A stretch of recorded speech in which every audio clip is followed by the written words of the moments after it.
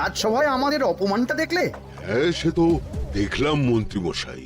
আমি তো বুঝতেই পারছি না যে গোপাল মহারাজকে কি মধু খাইয়েছে যে মুখে অন্ধ।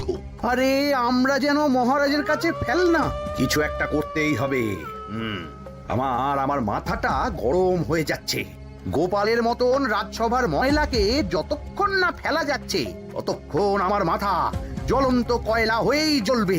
পণ্ডিত মশাইয়ের মাথায় একটা বুদ্ধি আছে মন্ত্রী মশাই। আপনি যদি সেই অনুযায়ী উঁচির কাজ করেন তাহলে বেটা গোপালের কপালে দুর্গতির সীমা থাকবে না। এই কি বুদ্ধি, কি বুদ্ধি? আপনি বরং এই ব্যাপারে পণ্ডিত মশাইয়ের সাথে একবার আলোচনা করে নিন। আমি চলি, কেমন? আমি চলি। হ্যাঁ হ্যাঁ, এসো এসো এসো এসো।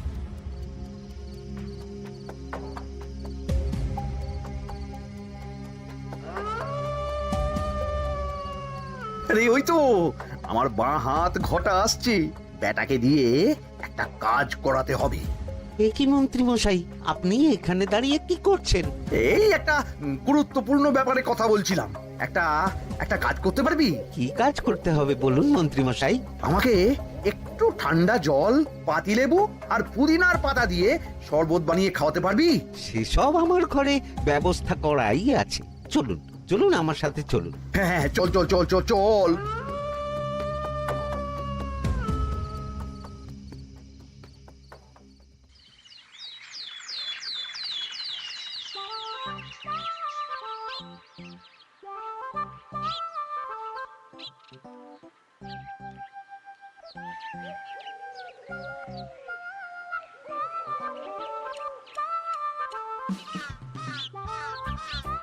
কি ব্যাপার পণ্ডিত, এত গুম মেরে আছো কেন?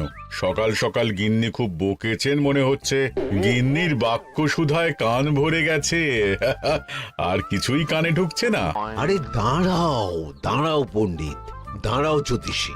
পণ্ডিত তো আমার কথা শুনতেই পেল না মনে হচ্ছে। তুমি তো দূর থেকে বলেছো, আমি তো বলেছি পাশ থেকে, তাতেও শুনতে পাইনি। কানের পোকা হলো নাকি? কি গো পণ্ডিত, ব্যাপার কি? কেমন বুঝছো? এ তো ভয়ানক কর্ণকোষ্ঠবদ্ধতার লক্ষণ। তুমি কচু বুঝেছো? আমার হয়েছে কর্ণগোপাল, তোমাদেরও হতো, কিন্তু তোমাদের দোকান কাটা বলে হয়নি। তুমি আমাদের অপমান করছো। তোমাদের অপমান বোধ থাকলে কোনো শব্দই কানে ঢুকতো না, শুধু একটাই শব্দ কানে বাজতো, গোপাল গোপাল গোপাল। এবারে রাজসভায় কিভাবে হেনস্থা হতে হলো মনে নেই?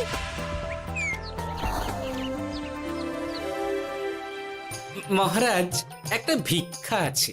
ভিক্ষার জন্য কৃষ্ণনগরের রাস্তাই সবচেয়ে উপযুক্ত জায়গা গোপাল, তুমি বরং সেখানেই যাও।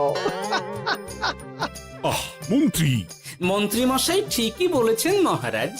যে যার নিজের জায়গা থেকে কথা বলে। কুকুর বলে ভৌ ভৌ, বেড়াল বলে মিউ মিউ, কাক বলে কা কা।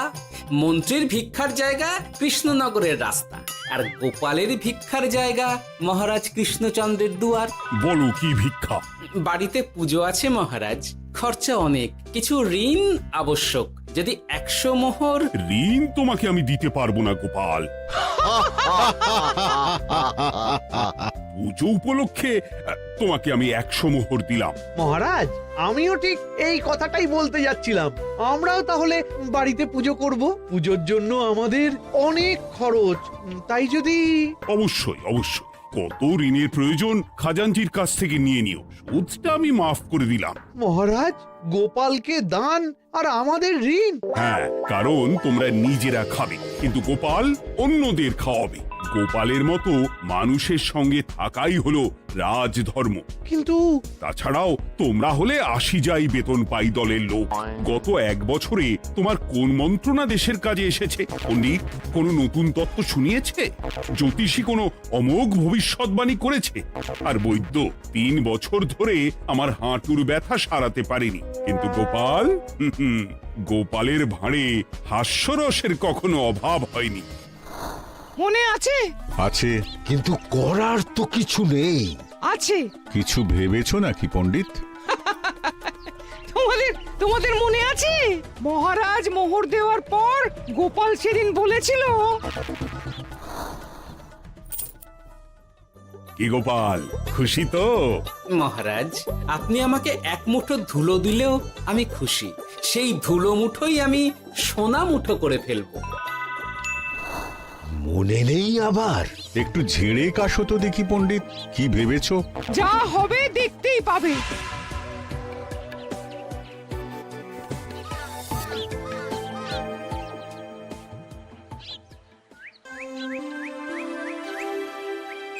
মহারাজের জয় হোক, মহারাজের জয় হোক। ওরে বাবা, এই যে সকাল সকাল চান করে ঠান্ডা লেগে গেল মনে হচ্ছে। মহারাজ, ওই কবি গান উপলক্ষে গত মাসটা আমি কৃষ্ণনগরের কোণে কোণে ঘুরে বেরিয়েছি। প্রজাদের মধ্যে একটা অসন্তোষ আমি লক্ষ্য করেছি মহারাজ। অসন্তোষ? আমি তো জানতাম আমার শাসনে প্রজারা সুখে আছে। সুখে তারা ভাসছে মহারাজ, কিন্তু একটাই অসুখ, তারা মহারাজের দর্শন পায় না। তারা মহারাজের পদধূলির জন্য আকুল হয়ে আছে, মহারাজের দর্শন পাওয়ার জন্য চাতকের মতো অপেক্ষা করছে। চিত্রকরকে দিয়ে চিত্র অঙ্কন করিয়ে বিলি করে দিলেই হলো।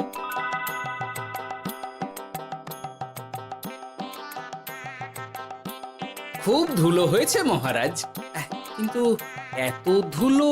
কালকের ঝড়ে ঢুকেছে। ঝাড়ুদার,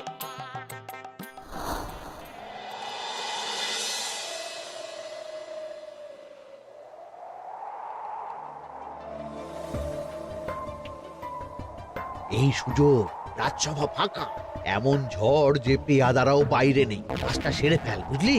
কিরে, কাজটা কর।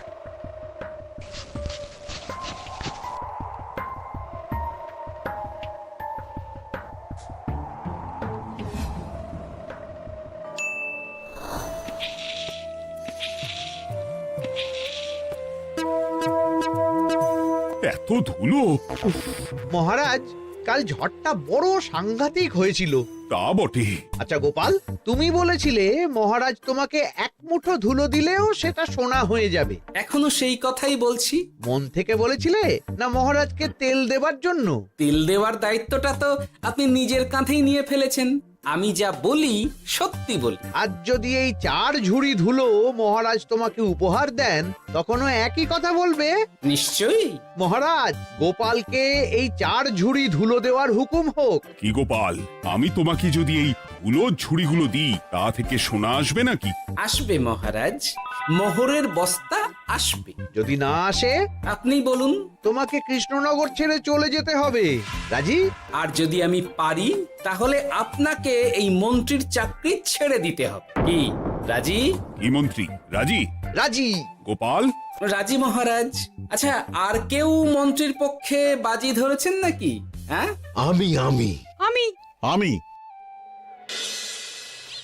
ও গোপাল এবার যে মরণ কুয়োতে ঝাঁপিয়েছে, সেখান থেকে আর উঠে আসতে পারবে না। ধুলো থেকে মোহরের বস্তা আসবে, এ হচ্ছে গোপালের উন্মাদ রোগের শুরু। দেমাক দেমাক, মহারাজের পিঠ চাপড়ানি পেয়ে পেয়ে গোপাল ভেবেছে যে ও সব কিছু করতে পারে।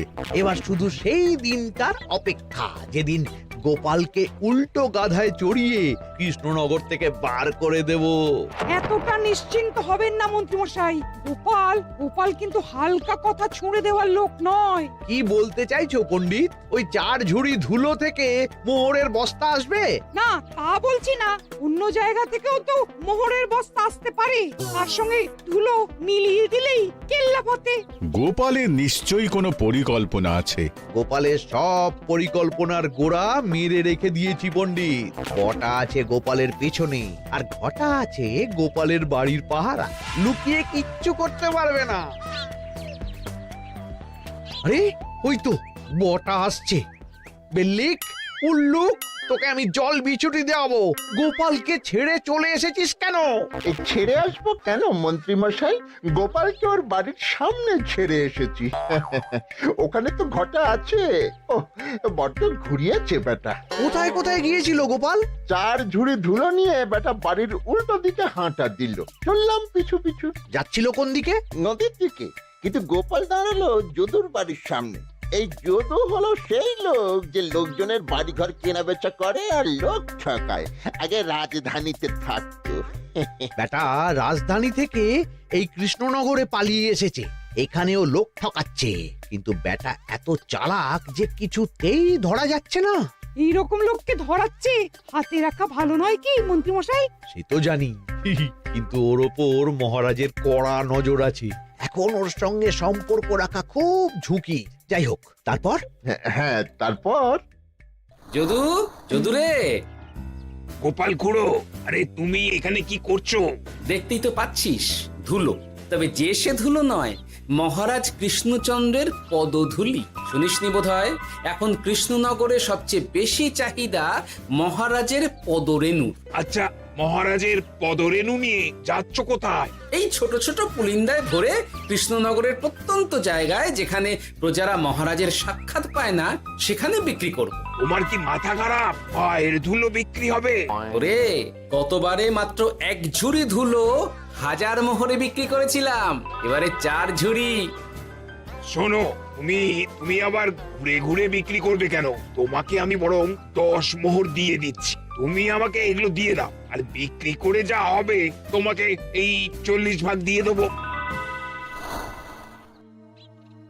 ওই 10 মোহরে বদমাস যদুকে ধুলো বেচে গোপাল বাড়ির দিকে চললো। বাড়ির সামনে অব্দি পেছনে পেছনে গিয়ে তারপরে এই আপনাদের কাছে আসছি। বলিস কি রে, ধুলো বেচে 10 মোহর? ও মন্ত্রী মশাই, গোপাল তো একেবারে নাড়ি ধরে টান মেরেছে। গেল রাজসভায় এমন সুখের চাকরিটি গেল। এবার আবার রাস্তার ধারে গিয়েই বসতে হবে। এবার নবাবের দরবারে জায়গা আছে কিনা খোঁজ করি গিয়ে। ধ্যাত্তেরি, 10 মোহর আর 1 বস্তা মোহরের মাঝখানে অনেক রাস্তা। সেই রাস্তায় আমি লোক বসিয়ে রাখবো। আরে আরে, ওই তো তোমার ঘটা আসছে। এই, তুই গোপালের ঘরের পাহারা ছেড়ে এলি কেন? গোপাল নেই নেই নেই নেই নেই নেই।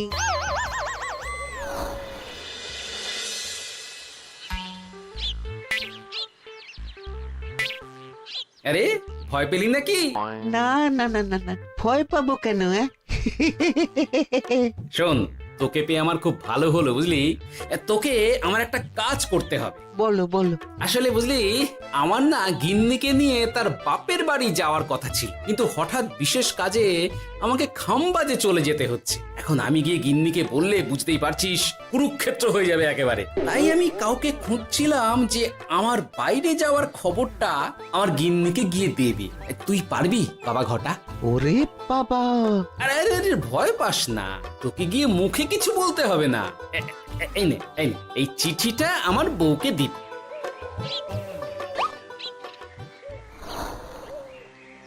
কৃষ্ণনগর ছেড়ে চুপি চুপি চলে যাচ্ছি, চালাকিটা দেখেছেন? ওসব চালাকি আমি তুড়ি মেরে উড়িয়ে দেব।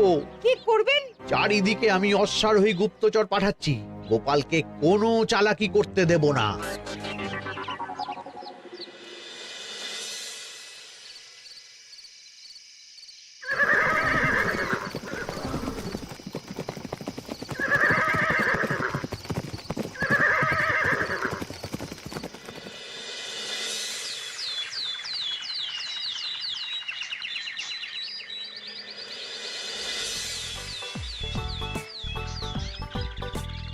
অং বং পিং পং। হ্যাঁ, ওরে বাপ রে, এ আবার কি বলে? মানে বুঝিতে পারিলে না? অং বং পিং পং অর্থাৎ আইসো আমার নিকট বিদেশি জাদু শরবত আছে। ইহাতে তৃষ্ণা নিবারিত হয়, শক্তি বৃদ্ধি হয়, ঘুম ভালো হয়, সম্পর্কের উন্নতি হয়, জামা কাপড় ফর্সা হয়, তু শব্দ না করে সকাল সকাল কষ্ট পরিষ্কার হয়। মূল্য মাত্র 1 মোহর। বোঝো, ওইটুকু অং বঙ্গের মধ্যে এত কিছু? ঠিক আছে, তা দাও দেখি। আপাতত টেস্টটা তো মিটু, বাকিগুলো পরে বোঝা যাবে।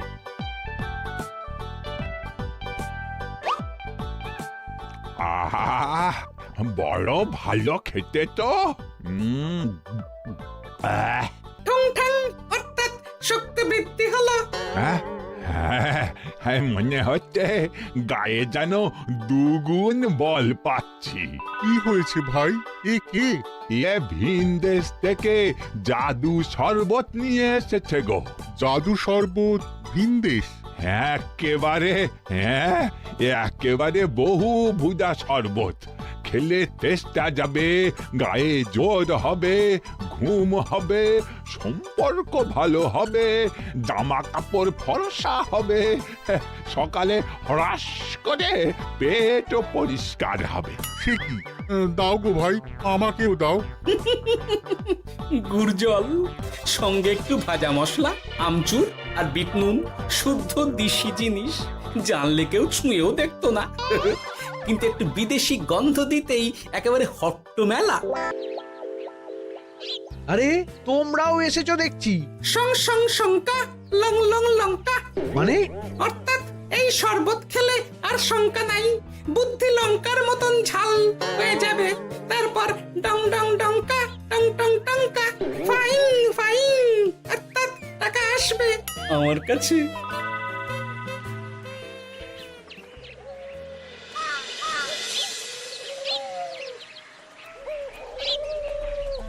ঝপ ঝপ ছপাং, ভট ভট ফটাং, অর্থাৎ উহাকে দৌড়িয়েছ কেন?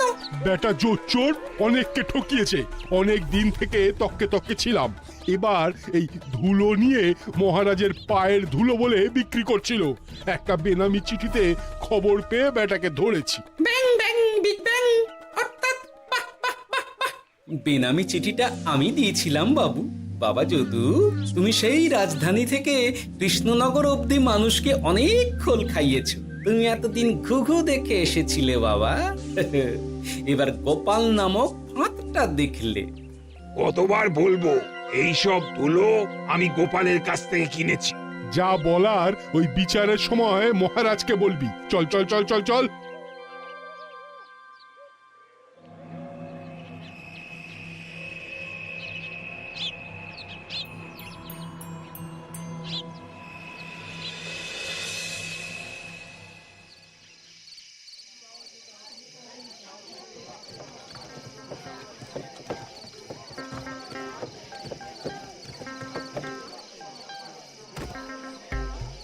ঝন্টু মন্টু ননাংফু। নাও ঠেলা। সাহেব বলে কি ফু দিয়ে দিতে হবে? কি বলছো সাহেব? বুঝতে পারছি না, কোথায় ফু দেব? ঝন্টু মন্টু ননাংফু, অর্থাৎ লবণ আছে? আছে আছে সাহেব আছে। কত লাগবে? ভান্ড ভরি আন্ডাকারি, অর্থাৎ যা আছে সব।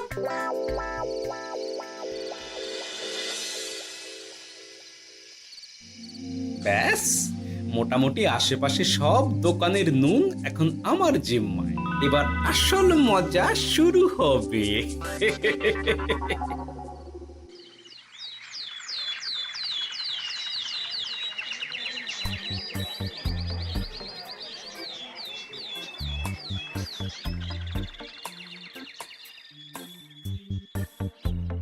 নুন আছে?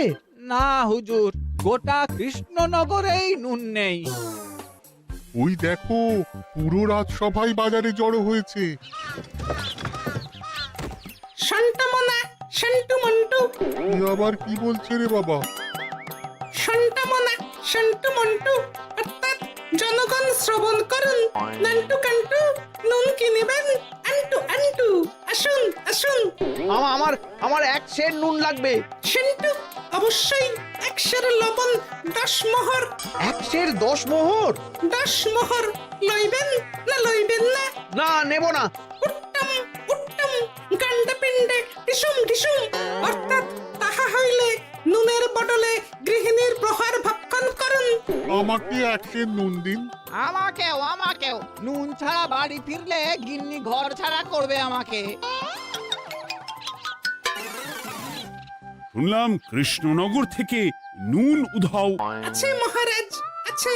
কৃষ্ণনগরের সব লবণ আমার নিকটে আছে। 1 সের 10 মোহর। এত দাম? দাম তো হবেই মহারাজ। লবণ ছাড়া রান্না কেমন হবে ভাবিয়া দেখুন। ঠিকই বলেছ, রাজপাকশালেও তো রান্না বসেনি। 100 সেরের মতন রাজপ্রাসাদে পাঠিয়ে দাও। 1000 মোহর দিয়ে দাও।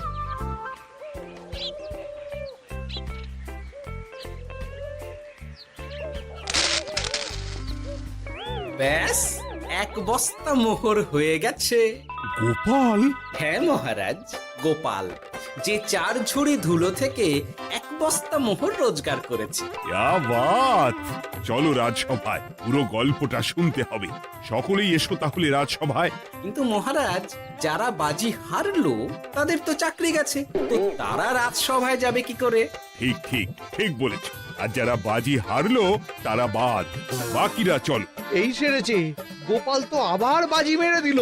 ও মহারাজ, আমাদের দেখুন। ও মহারাজ, আমাদের দেখুন। ও মহারাজ। হ্যাঁ